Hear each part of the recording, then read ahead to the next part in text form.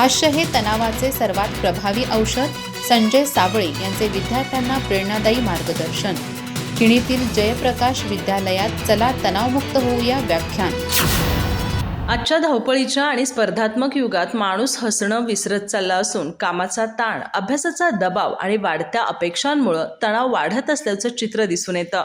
या तणावावर मात करण्यासाठी हास्य हेच सर्वात प्रभावी आणि जालीम औषध आहे असं प्रतिपादन प्रसिद्ध वक्ते संजय साबळे यांनी केलं.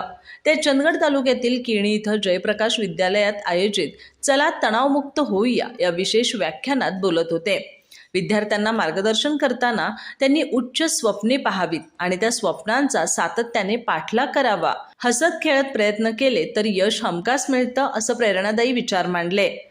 ग्रामीण शैलीतील विनोदी किस्से, दैनंदिन जीवनातील अनुभव आणि मार्मिक उदाहरणांच्या माध्यमातून त्यांनी तणावमुक्त जीवन जगण्याचा मंत्र विद्यार्थ्यांना दिला.